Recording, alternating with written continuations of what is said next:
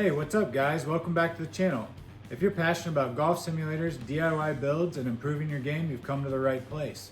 Today I'm going to show you how to integrate webcam putting into your golf simulator setup using GSPro, the Garmin R10, and a few other cool tools. We'll also dive into how this setup works with floor projection, GSPro's integration features, and more. Let's jump in. First things first, let's talk about the gear. For this setup, I'm using an HDMI USB webcam I picked up on Amazon. Check the description in the link below. This camera shoots 60 frames per second at 1080p, which is perfect for tracking the ball's movement and visualizing the putting surface in real time. I use the MLM2 GSPro connector software that was created by Springbok to link the Garmin R10 launch monitor and the webcam to GSPro via OpenAPI. This connection allows the Garmin R10 to work seamlessly for putting practice. Now, let's chat about floor projection. For that, I'm using the Epson Home Cinema 1080, which is a long throw projector I initially used for my first golf simulator setup. While I started with a budget Chinese projector, it worked well, but it wasn't the sharpest. I upgraded to the Epson because it gives me a much crisper image. I also had it laying around, so it was perfect to use in this scenario. However, if you can, I recommend a short throw projector. My friend Sean, who runs Flying Fat Kid channel on YouTube, uses a short throw Optima projector and it looks amazing. Check out some of his videos because it gives you a huge surface for displaying data. The Epson projector I use does a good job projecting the putting data onto the floor, allowing me to see the ball's path right after it rolls. To project the data on the floor, I use OBS. There are plenty of YouTube tutorials on how to set this up, and I'll be creating one myself soon. You can use devices like an Amazon Fire Stick, Chromecast, or Apple TV to wirelessly stream the OBS scene to the projector, but I prefer a wired setup for faster startup times. I ended up hardwiring my projector to avoid any extra delays. Time is valuable, especially when you want to maximize your practice time. Lastly, let's discuss the most important piece of the entire puzzle, which is the PC. I upgraded to a higher gaming PC with an Intel i7 processor, 64 gigabytes of RAM, and a 4070 Super GPU. This machine can handle running multiple devices like the 4K projector, floor projector, and webcam, while still running OBS and GSPro all at once. It's crucial for running all the software smoothly without lag, especially if you plan to stream your simulator rounds like I do. Additionally, I started with a very cheap mini gaming PC, which worked well in lower quality for GSPro, but I decided it wasn't enough, and so I decided to upgrade to the next computer. So I am now currently on my third PC. To make everything work smoothly, we're using the MLM2 Pro connector software by Springbok to link the GSPro software with the Garmin R10 launch monitor and webcam. GSPro is one of the best options for serious golfers and simulator builders, especially with its wide compatibility with different launch monitors. In this setup, we're using the Garmin R10, but other launch monitors like the Flightscope MEVO Plus, the Trackman, the MLM2 Pro are also compatible with GSPro, as well as many, many others. Once you've set up GSPro and the Springbok connector, you can switch between launch monitors with ease. You just need a GSPro license, which costs about $250 per year. And this license allows you to convert between different launch monitors at no extra cost. For webcam putting, you'll need to use the OpenAPI license, which is essential for integrating the webcam data into GSPro. You can easily switch between launch monitors with GSPro's license conversion tool. I'll often switch between the Garmin R10 and the MEVO Plus, depending on what type of golf I want to do or if I'm just testing things. But if you upgrade, say you have another floor mount launch monitor, you can use that as well. So let's talk about connecting the webcam and optimizing the settings. Once everything is connected, here's where the magic happens. The webcam picks up the ball speed and direction, and the MLM2 Pro connector sends the data to GSPro via OpenAPI. GSPro then predicts the ball's roll based on the data and projects it onto the floor using OBS, showing both the ball's speed and direction in real time. The key to getting this right is fine-tuning the webcam settings. Lighting plays a huge role in the accuracy of the ball tracking. I use affordable floor lamps to ensure enough light for the camera to pick up the ball. You'll also want to keep lighting conditions consistent. Blackout curtains are a game changer for making sure your setup works well in any lighting. The projector lights can sometimes mess with the webcam's tracking, so be mindful of that. In my setup, I block out all the windows with blackout curtains. I also use the same lighting every time. I turn off my overhead lights, which is exactly how it is right now. I also, when I set this up, I set up the projector and I turn the projector onto GSPro's practice facility. This gives me similar lighting conditions to almost all of the courses. Now let's talk a little bit about fine tuning. The radius setting within the webcam under the camera controls allows you to determine how far the ball will roll out based on the stemp speed of your turf. I prefer to know exactly how a 10-foot putt will behave on a 10 stemp surface. My mat rolls at a 10 stemp approximately, so I set the radius to 3. To adjust, just click on the ball tracking window, then use the A key for the camera controls. You can tweak these settings further in the Springbok connectors config file as well. Another key setting is the D key to adjust the webcam's ball mask. Fine-tuning this ensures that only the ball shows up in the webcam view. I use a yellow vice ball because it works best with my setup, but you may need to experiment with different colors based on your lighting. Once you've dialed in all of your settings, it's time to practice. With everything connected, you'll be able to see real-time putting data on your floor projection through OBS, helping you analyze your putts instantly. This setup is a game changer for anyone curious about improving their short game. So let's talk a little bit about how all of this works. So first, you're going to need this program right here, which is called OBS Studio. So you can get that, you can find OBS Studio just from a simple search, and it's called Open Broadcaster Software. So you would download this and then you would install it. The next thing you're gonna need, if you type in Springbok connector Garmin R10, this will pop up and it's under GitHub. So it's github.com. Also link it in the description below. So you would click on this and then you would find the latest release and you would click on this. And then you would download the zip file. It's 159 megabytes. Next, I would close out all of this. I would create a folder onto my computer. I would find wherever you downloaded that file, and I would extract that file into this folder here. I call it the Springbok connector. It's actually called the MLM2 Pro GSPro connector. It includes ball tracking and all of those. So once you have that open, we would open GSPro first. Once GSPro is up and running, you won't be able to see this on my screen because it's gonna go onto my projector screen. I would hit play. And GSPro is up and running and it opens the Open API pathway. So if you download the GSPro and you request for it to run Open API, this is the box that will come up. You can minimize this. Once you minimize that, we would open up the Springbok connector. Then we would open up MLM2 Pro GSPro connector, and this is gonna populate. So you need to make sure that your Garmin R10 unit is on.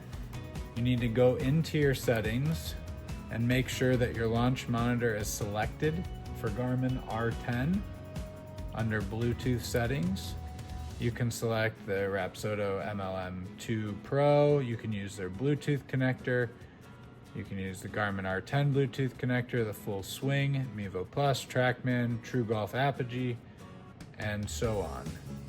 I use the Garmin R10. It comes with these settings pre-populated. Once you have that all selected, you need to make sure that this here says GSPro Path. Once that's done, you're gonna hit save. It's gonna say settings are updated. You need to close out everything. Now it's gonna bring up this. So The other thing you need to do is go under the putting settings. Make sure that webcam is selected from the drop down. You can also use XPut for this.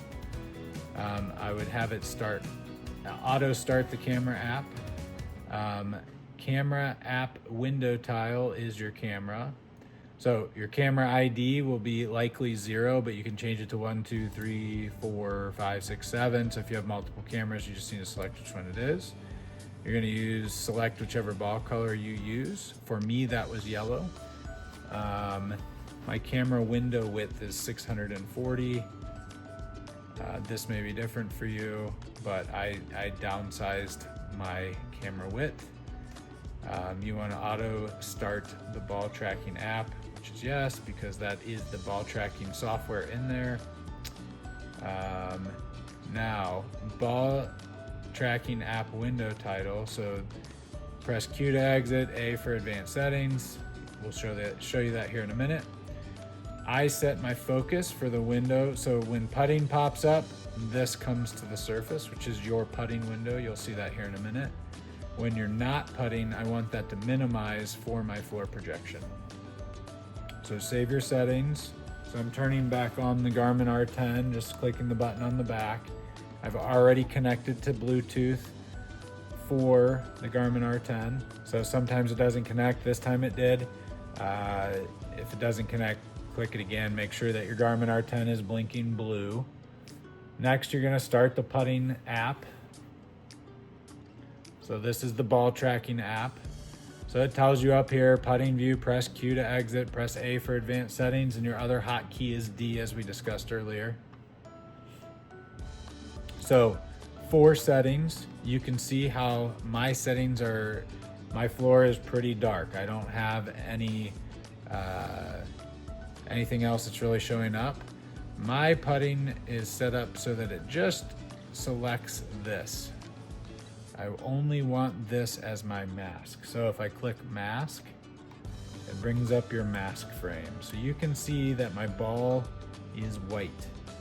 So it will track this ball all the way down through. I've also set up putters, shoes, shirts to make sure that it doesn't pick up that. I don't have a super great mask here, but it's enough to read, and it works about 95% of the time. You can adjust those settings here. There's lots of good tutorials on how to set this all up. I'm just giving you a quick rundown through it. Now, because I close that, it automatically closes the camera app, so I'll start the camera app again. So make sure you highlight this box, and then you can click your A for advanced settings. So this is where most of what you need is gonna be. You can also open D at the same time, which is your mask, your ball mask. But this is where you can select camera control for your zoom in on your camera, your exposure. I set that to -3. That also helped bring my FPS up. So my frames per second on my putting window, sometimes I struggle with keeping it at 60.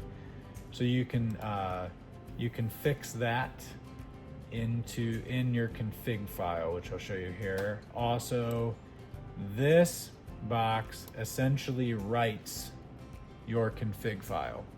So since I've set this up so many times, I just copy and paste in my config file. But your X start, so I'm at 203, so I can change the box, as you see in the right hand corner, of how big I want this to be. So I keep that at 203, and then the X end changes the other side, the Y start changes the width. This is your radius, as we discussed previously, so this is how far out the ball will roll or how less. You'll just have to play with those settings. Flip image, you can flip your camera image. So I had to change my camera image so that this is closest to my screen. So that's how it projects on my floor. Here's where I set my FPS. So I set that to 60, which is what my camera is capable of. And then darkness. So all of these other settings are how I get this to show up best, which is my ball. So it's a lot of trial and error, and there's lots of great tutorials, but this is the basics of it. Triple Bogey has the best setup for this that I've seen. Check out his channel and search for Webcam putting. So after you're all done with that, we would hit OK. I'm just going to close these out. So the quick setup is connect your Garmin R10, start your putting app, and then click connect. And now you should be connected to GSPro. We can open up Open API interface here, and now we should be connected to GSPro. So now that we have GSPro up and running, and I've showed you how to connect the Garmin R10 and the putting app. So let's show you the basics of OBS and floor projection. I'm gonna fire up GSPro again here real quick because it's important to have that running.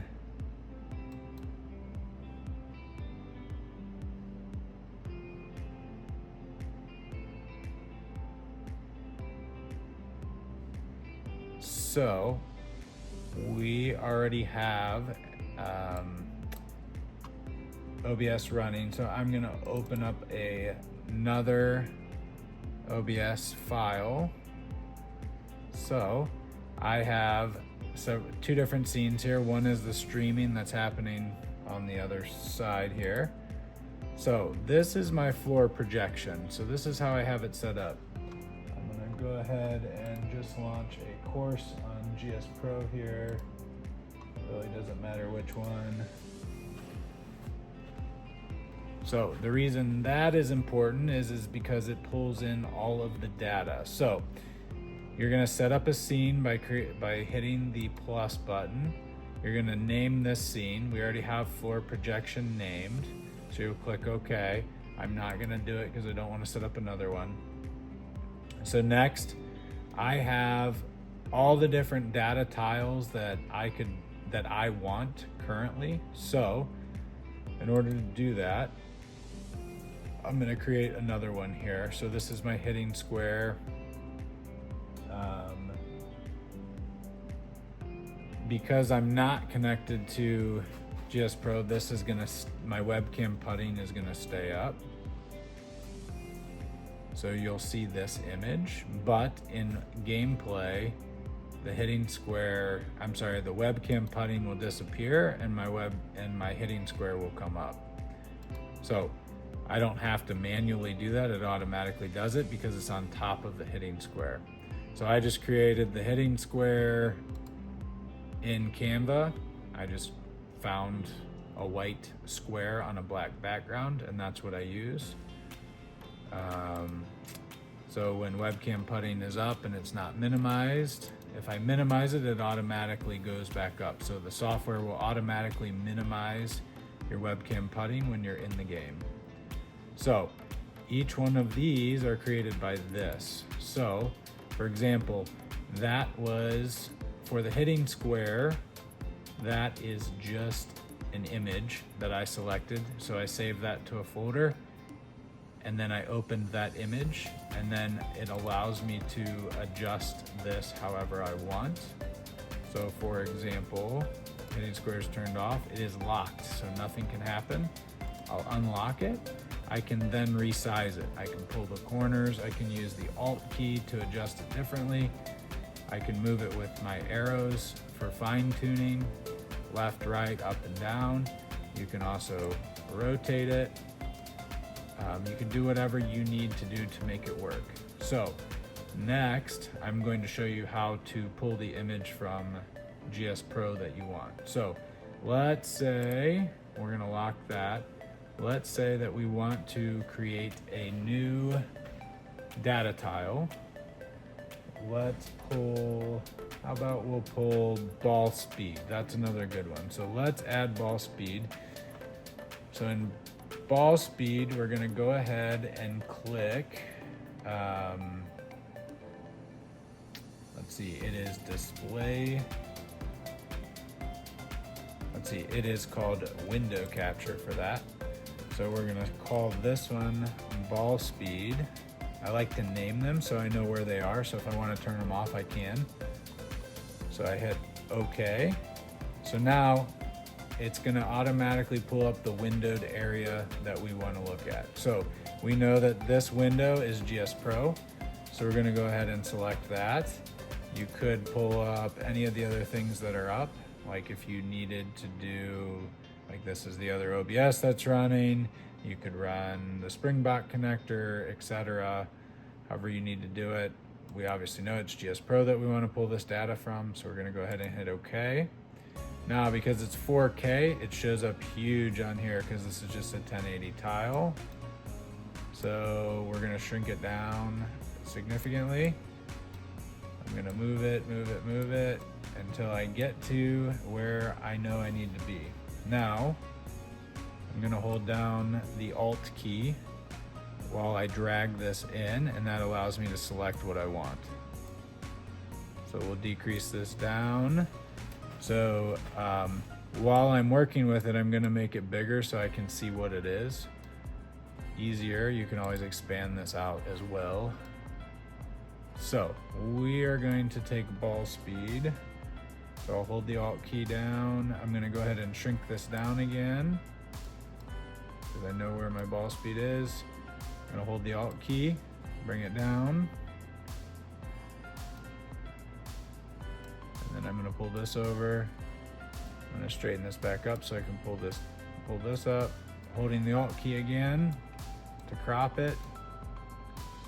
Keep going up. Now you could crop both if you want. I don't want backspin on there, but ball speed is sometimes nice to have.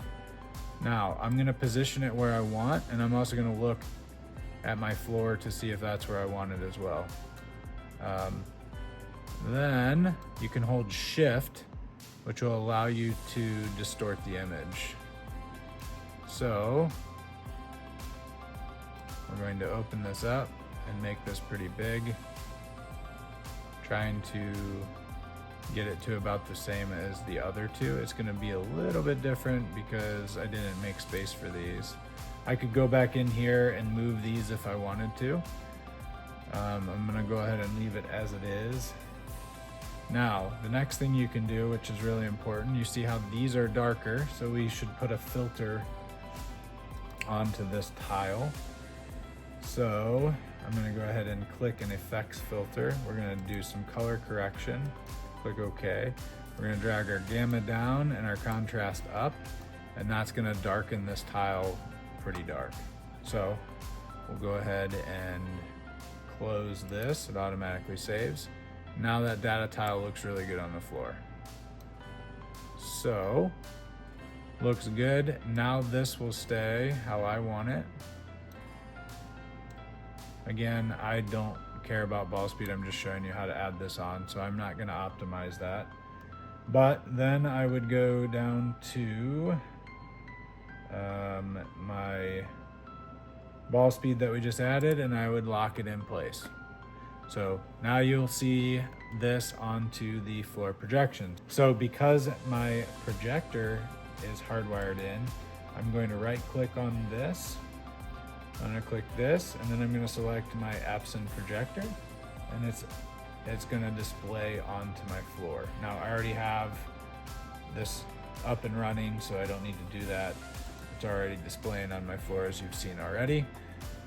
So these are just the ways that I set it up and the way that I like it. I like to keep my balls here in the middle and my tee here in the middle as well. And so this is just some basic data that I like to have on my floor because I think it's super cool. So that is how you set up the basics for setting up OBS for floor projection. Thanks for watching, guys. If this video helped you out, be sure to hit that like button, subscribe for more DIY golf simulator builds, and drop a comment if you have any questions or thoughts. Check the description for links to all the gear I used in this video. I'll see you in the next one. Happy golfing.